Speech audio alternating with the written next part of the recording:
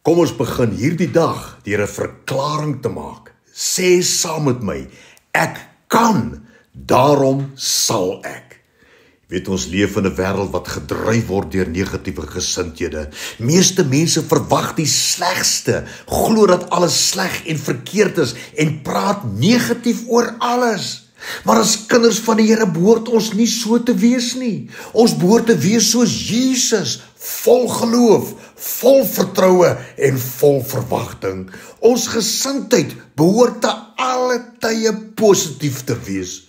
Ons behoort 'n hoopvolle gesindheid en 'n verwagting van net die beste te midde van enige iets te handhaaf, want die woord van die Here maak aanspraak daarop. Indien enige iemand rede gehad het om negatief te wees oor sy omstandighede, dan was dit Paulus. Hy het alle rede gehad om deur sy algemene omstandighede gedomeineer te word.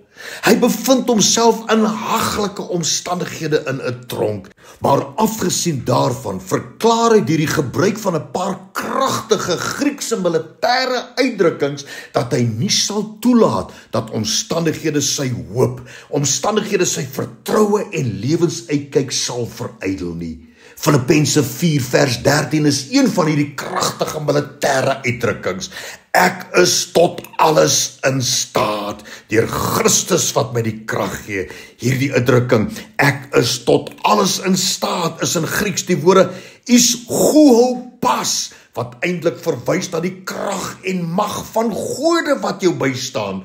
Krag wat enige mens verhewe maak bo alle aanslae. Bonatuurlike krag wat die iemand meer as 'n oorwinnaar kan maak.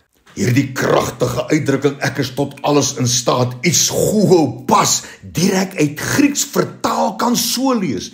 Die krag in my stel my in staat om 'n wenner te wees in alle situasies, want ek is verhewe bo alle aanslae op my lewe. Ek is 'n kampioen en dit stel my verder ook in staat om te heers oor alles wat my pad langs kom. Niks sal ooit te groot en onoorkombaar vir my wees nie. Wow, dit is wat die Here van jou sê. Die Bybel stel dit ook baie duidelik wie die katalis van hierdie hierdie krag is. Ek is tot alles in staat deur Christus wat my die krag gee. Kom ons kyk na hierdie kragtige woorde, krag gee en dynamo in Grieks, wat dui op krag wat alreeds binne in jou is. Dit dui op die gesamentlike krag wat deur 'n hele weermag verteenwoordig word. Met ander woorde, alles wat God tot sy beskikking het in hierdie konteks, al die afdelings daarvan saamgespan, God met al sy engele is vir jou. En dynamo. Daarom mag jy nie toelaat dat jou vlees jou oortuig dat jy nie kan nie, omdat jy 'n verloorder is en dat iets bloot onmoontlik is. En dynamo. Moenie toelaat dat omstandighede jou lewe domineer nie. Neem beheer oor jou emosies en denke en verklaar, maar in al hierdie dinge is ek meer as 'n oorwinnaar.